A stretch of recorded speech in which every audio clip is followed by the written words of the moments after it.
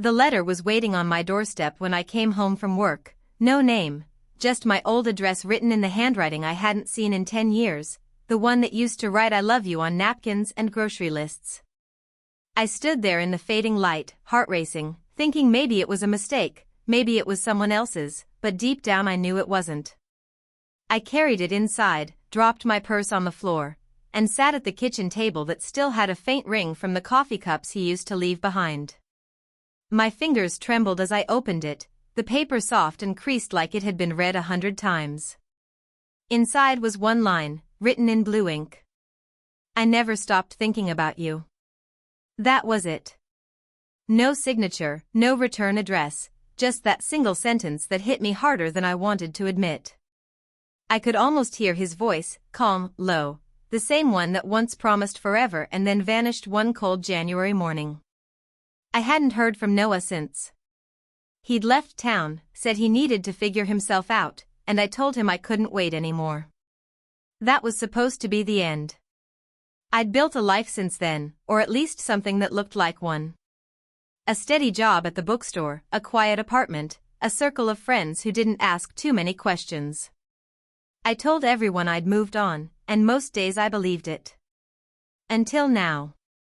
I sat there staring at the note, the clock ticking louder with every second, wondering why after all these years he'd choose to come back this way. A letter, not a call. A sentence, not an explanation. The wind outside shook the windowpane and the streetlight flickered, and suddenly I felt like I was 25 again, sitting on that same kitchen chair, waiting for him to walk through the door. I read the letter again, slower this time, as if there might be something between the words, some hidden meaning only I could find. My mind raced with possibilities. Maybe he was sorry. Maybe he was in trouble. Maybe he was just lonely. But the truth that scared me most was simpler than that. Maybe he still loved me, and maybe I still did too. I tried to laugh it off, shake it out of my system, but I couldn't. The memory of him was too real, too close, like time hadn't passed at all. I walked to the window and looked down the street, half expecting to see him standing there, hands in his pockets, that same uneven smile on his face. But there was no one. Just the quiet hum of the city settling into night. I turned off the lights, made tea, and told myself to forget it, to sleep on it, to be logical. But when I lay in bed, the words kept replaying in my head like a heartbeat. I never stopped thinking about you. The next morning, I carried the letter in my bag to work, unable to leave it behind. It felt like carrying a secret I wasn't ready to share. The bell over the bookstore door jingled as customers came and went, and I did my best to smile and ring up their purchases, but every face looked a little like his, every laugh sounded like his voice. Around noon, my coworker Ben noticed I was off. "You okay, Emma?" he asked. "You look like you've seen a ghost." Maybe I had. I smiled and said I was fine, but my fingers brushed the folded paper in my pocket like a nervous tick. When the day finally ended, I walked home through the drizzle, the kind of soft rain that blurs the edges of everything. At my door, there was another envelope. This one smaller, no writing on the front at all. My pulse kicked up. I opened it right there in the hall. Inside was a single train ticket. One way. Destination, Maple Harbor. The town where Noah and I first met. The date printed on it was tomorrow. For a second, I couldn't breathe. Maple Harbor. I hadn't been there since the summer we fell in love. I remembered the pier, the sound of gulls, the way the sunlight turned his hair almost gold. Why would he send this? Was he there? Was he waiting? My phone buzzed suddenly, jolting me out of the memory. An unknown number. I answered before I could think. A familiar voice filled my ear, quiet, steady, like a song I hadn't heard in years. "Emma, it's me. Please don't hang up." I froze in the doorway, heart pounding, breath shallow. Noah. He sounded different, older maybe, but still him. I didn't say a word. I just listened. I sent the letter because I didn't know if you'd still read anything from me, he said. But I had to see you. I'll be at the pier tomorrow, 5 p.m. Come if you want the truth. The line clicked dead before I could answer. I stood there, the rain starting to pour outside, my reflection faint in the glass. The truth. After all this time, what truth could be left to tell? My life was calm now, stable. But part of me, the part I'd buried under years of pretending, was awake again. I walked to the table, placed the ticket beside the first letter, and stared at them until the clock struck midnight. I knew what I should do. I should throw them away, forget the past, protect the peace I'd finally found. But when morning light crept through the blinds, I was already packing a bag. My hands shook as I zipped it closed. Maybe I just needed answers. Maybe I needed closure. Or maybe, deep down, I was still chasing what we never finished. As I stepped outside, the sky was clear, the air crisp, and for a moment, it felt like fate was holding its breath. The train would leave in 3 hours. My phone buzzed again, another message from an unknown number. I opened it without thinking. The words froze me in place. Don't trust him. He's not the same person you remember. The train ride to Maple Harbor felt like traveling through time itself, each mile pulling me closer to a version of myself I thought I'd outgrown. The countryside blurred past the window, fields turning into forests, small towns into silence. I held the letter in my lap, tracing the edges as if it could explain everything, but all it did was take me back to the first time I met him.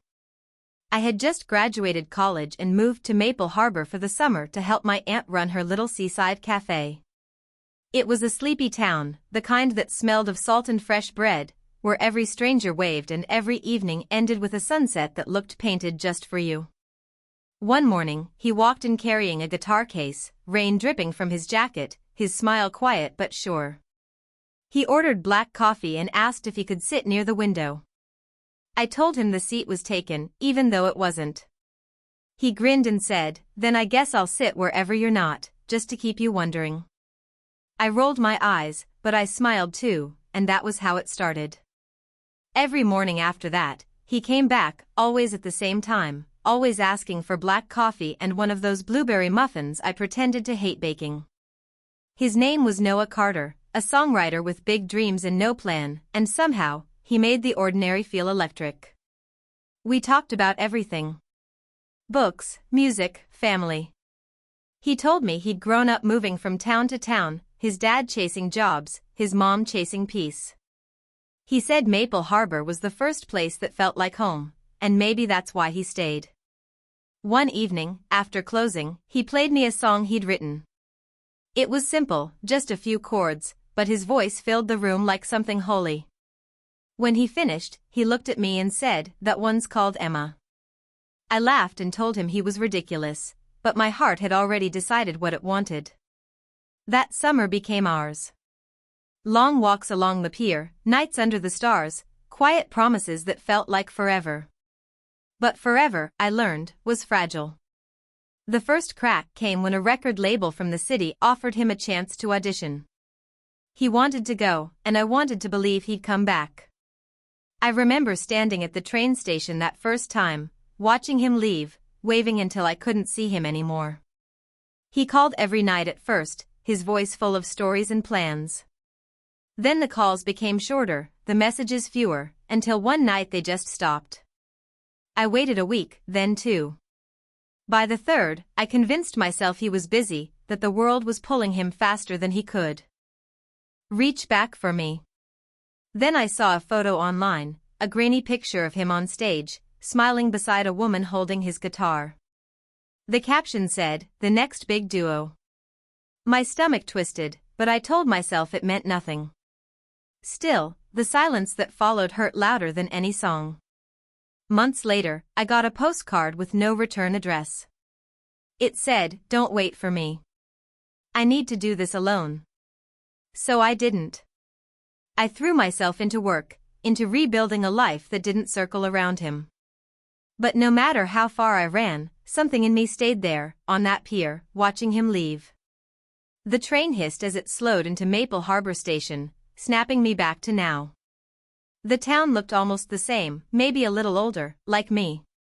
The boardwalk was quieter than I remembered, the scent of the sea thicker in the air. I followed the narrow path past the cafe that used to be my aunt's. It was closed now, windows dusty, a for sale sign tilted on the door. A memory hit me hard, Noah laughing as he burned his first tray of muffins, flour on his nose, me pretending to be mad. My chest tightened, and I kept walking. The pier stretched out before me, long and wooden, reaching into the gray-blue water. I spotted him before he saw me. He was leaning against the railing, guitar slung across his back, wind in his hair, eyes fixed on the horizon. For a second, I almost turned around, afraid that seeing him in real life would erase everything I'd built since he left. But then he looked up, and our eyes met. 10 years vanished in that instant. He smiled, unsure, almost shy.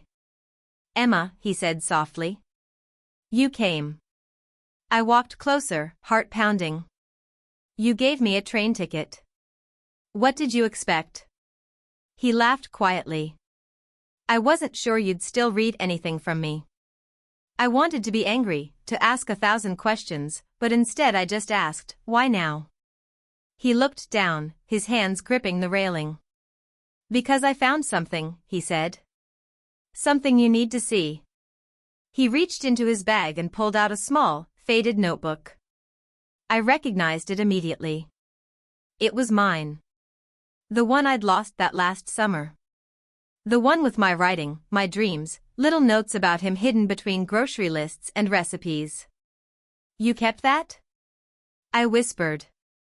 He nodded. "I found it after you left, behind the counter.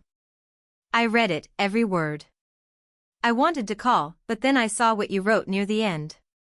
He handed it to me, open to a page I didn't remember. My handwriting, shaky but clear. It said, "Sometimes love isn't about staying. It's about letting someone go find their light, even if they never come back." My throat tightened. I don't even remember writing that. "You did," he said. "And it broke me. I thought you didn't want me to return. I thought you'd moved on. That's why I stayed away." I stared at him, the truth settling heavy and strange. All those years, I'd believed he'd chosen the music over me, when in his mind, I'd already let him go. I wanted to speak, to tell him he was wrong, but the words caught somewhere between memory and regret. He reached out, touched my hand lightly. "I'm sorry, Emma. For everything." Before I could answer, a voice called from behind us. "Noah?" We both turned. A woman stood at the edge of the pier, holding a small boy by the hand. The boy ran toward Noah, laughing. "Daddy." Noah bent down, lifting him with a stunned smile, then looked at me, eyes full of something I couldn't read. "Emma," he said quietly. "This is Liam." My son. Noah held Liam in his arms, and for a moment the world shrank to the sound of the boy's laughter and the rhythmic lapping of the waves against the pier. I stood frozen, the wind tugging at my hair, staring at the tiny reflection of the man I had loved so fiercely all those years ago. Liam looked at me with wide, curious eyes and waved. "Daddy told me about you," he said shyly, his voice sweet and innocent. I swallowed hard, stepping closer, feeling the old ache in my chest, the same one that had haunted me for years, and I managed a smile.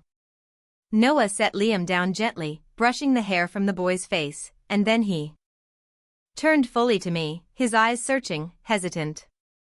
"Emma," he said quietly, "you look the same, except older, wiser, but beautiful as ever." I wanted to say so many things, to scream at him for disappearing, to ask why he hadn't told me, to explain all the nights I had spent wondering if he still existed in the world somewhere. But instead, I whispered, "You have a son." He nodded, and a half-smile crossed his face, almost guilty, almost hopeful. I didn't know what to say. I had imagined this reunion in every way, except this, a child between us, a living proof of the years we lost. My hands shook, and I wanted to run and collapse or scream at the unfairness, but instead I asked, "How long has he been here?" He took a deep breath, and for the first time in years I noticed the hesitation, the weight behind his eyes. 3 years, he said softly, my voice barely above the wind. 3 years. I should have known, my mind raced, I should have had some clue, but he had been careful, private, and the truth hit me like a wave. I had believed he had abandoned me for something else, but he had built a life I didn't even know existed. Liam ran off to chase a seagull, and we were left alone, the distance between us both heavier and smaller at the same time. Noah stepped closer, and I felt the pull I had always felt, the old magnetism that made my heart beat too fast. Emma, he said, I know I owe you explanations, I know I disappeared and I can't take back the years, but I've never stopped thinking about you, never stopped hoping you'd understand. I closed my eyes, letting the memories flood back, the lazy summer mornings, the stolen glances, the music, the laughter, the nights when we lay on the pier watching the stars, thinking we had forever. But life had intervened, and we had drifted apart, and now here he was, older, changed, but still him, and part of me wanted to throw myself into the past and reclaim everything, and part of me wanted to run and protect the life I had rebuilt without him. I finally opened my eyes and said, I don't even know where to start, Noah, my voice trembling. He nodded, a shadow of sadness crossing his face. I know, and I don't want to push you, I just want you to see, to know, that everything I did thinking of you, thinking of us, even if it didn't look like it. His words tore at the part of me that still loved him, that had never truly let go, and I realized how much silence had done to us, how many misunderstandings had grown into walls. I wanted to ask him why he never called, why he never tried to come back, but I stopped myself, because in his eyes I saw the truth already, a mixture of regret and love, and I knew that whatever he said would not undo the pain, would not erase the years of loneliness. Noah reached out, and his hand brushed mine, lightly, almost hesitantly, and the old spark flared inside me, the same one that had drawn me to him years ago, and I wanted to pull him close, to ask him to stay, to promise that we could try again, but I also knew that nothing would be simple now. Liam ran back, calling for his dad, and we watched him, both silent, both lost in thought, both aware that our past was still here, and our future had not been written. Finally, I asked, gently, cautiously, what do you want from me, Noah? And he looked at me, eyes soft but intense, and said, I don't know, Emma. I just know I need you in my life, somehow, I need us to find a way, and my voice caught in my throat because I felt the same, because I had never stopped loving him, and I knew that the choice before me was harder than anything I had faced. The wind carried the scent of the sea and a promise of something unknown, and for the first time in years I realized that life was waiting for us to take a step, but the step could go in any direction. We stood on the pier, the boy between us, the waves reflecting the sunset, and I felt the pull of everything we had been and everything we might be, and then Noah lowered his gaze and whispered, there's something else, Emma, something you need to know, and I froze, my heart stopping for a moment, because whatever it was could change everything I thought I knew about our past and the reason we were apart, and he hesitated, looking at me like he was weighing whether to speak, and then said, Liam isn't the only thing I've kept from you, and I felt a chill run through me, a mix of fear and hope, as the pier seemed to hold its breath, waiting for the truth that would change everything between us. I stared at Noah, my heart hammering in my chest, the wind off the water tugging at my hair, and I waited for him to speak, to finally tell me what he had hidden for all these years, because seeing Liam had already shaken the ground beneath my feet, but whatever came next could shake it even further. He took a deep breath, his hands tightening on the railing of the pier, and I noticed the way his jaw worked, the hesitation in his eyes, the way he seemed smaller somehow, though I remembered him as tall and sure. Emma, he said slowly, I need you to understand why I left, why I disappeared, why I didn't reach out when I should have. I swallowed hard, my throat tight, and nodded, even though my chest felt like it was splitting in two. I've waited 10 years to hear this, I whispered. He looked at me, and I saw the years of pain reflected there, the same kind of longing I had carried, the same kind of mistakes that can't be erased. I found out, he began, voice low, that my dad was seriously ill the year after I left. I didn't want to tell anyone because he was controlling, because I didn't want you involved, and I didn't want you to worry, and suddenly all the pieces started to fall into place, the absence, the letters I never received, the calls that never came.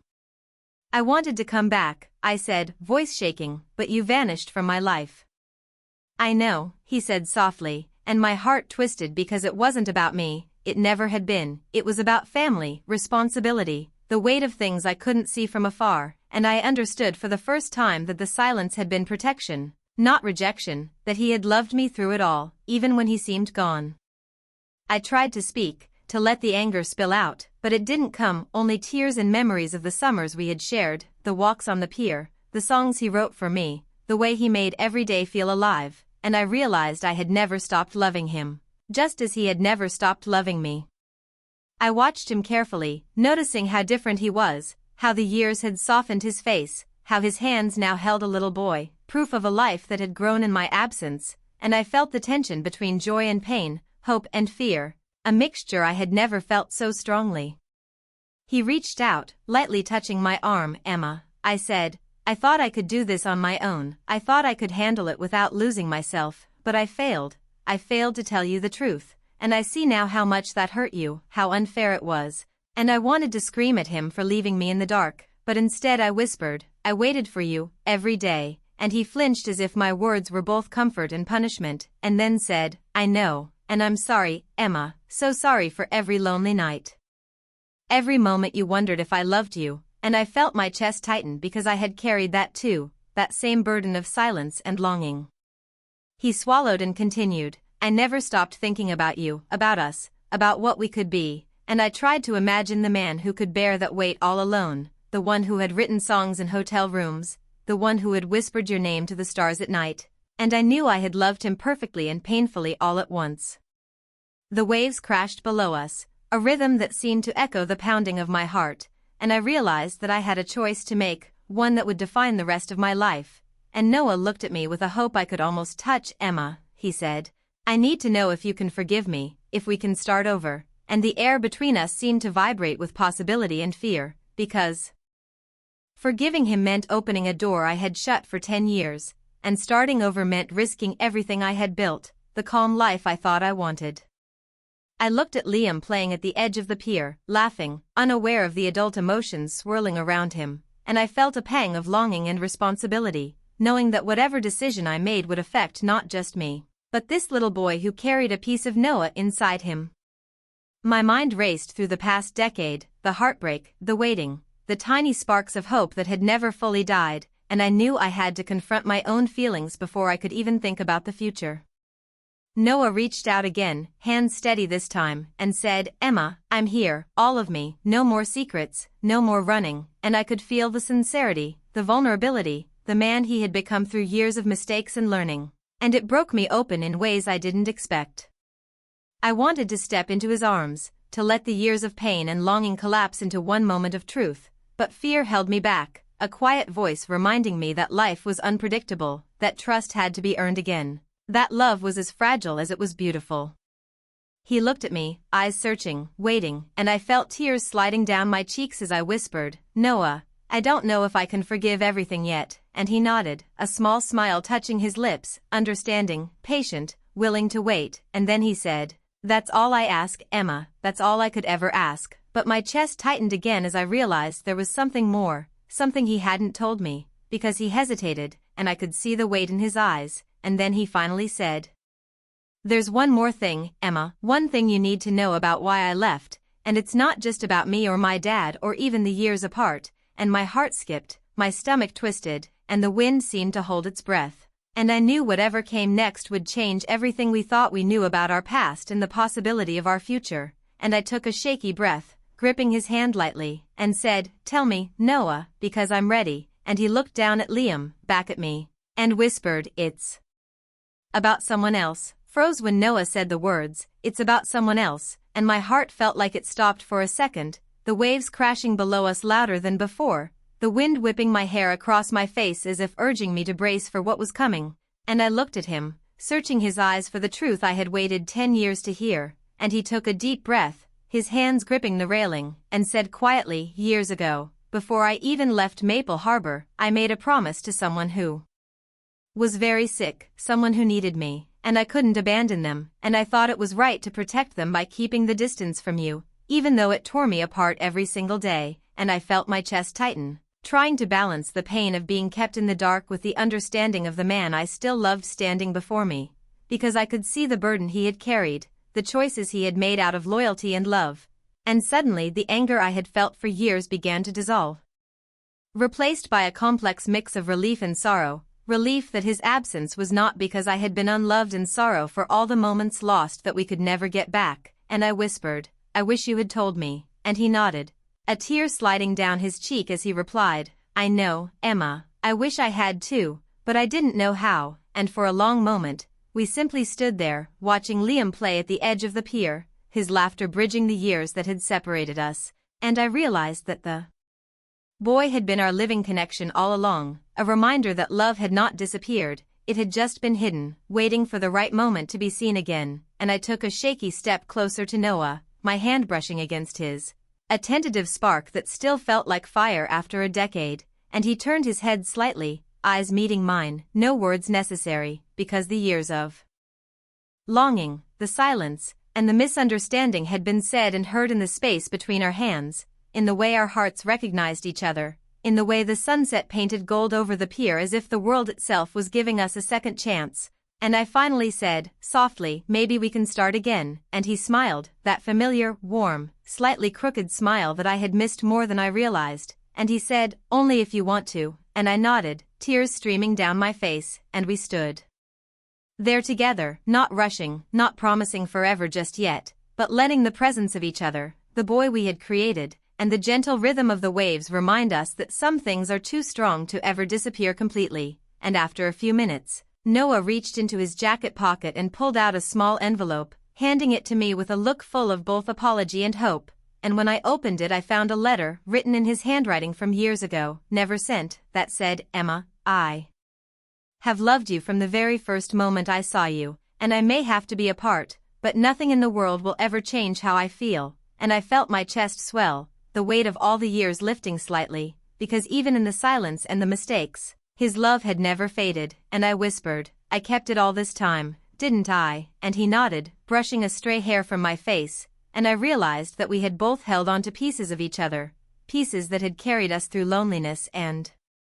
fear, and now that we were here, we could finally let those pieces meet again, slowly, carefully, but with the certainty that we belonged to each other in a way that time and distance could not erase. And as the sun dipped below the horizon, turning the sky shades of pink and orange, Liam ran to us, wrapping his small arms around both of our legs, laughing, and we bent down together, holding him, and I felt the perfect mix of past and present, love lost and found, joy and forgiveness, and Noah whispered into my ear, "We're home, Emma," and for the first time in years, I truly believed it, because standing there on the pier, the wind carrying our laughter and the scent of the sea, I knew that whatever happened next, whatever challenges we would face together, and as we walked back along the boardwalk, hands intertwined, Liam skipping ahead of us, I felt the calm certainty of love that had survived time, distance, and silence, a love that had waited patiently for the right moment to return, and in that quiet, cinematic moment, with the sky darkening above and the lights of Maple Harbor reflecting on the water, I realized that some loves are written not in the days or years, but in the heartbeats that endure, and in the warmth of Noah's hand in mine, the sound of Liam's laughter echoing across the pier, I whispered to the wind, "Finally, we are home," and that was where our story began again.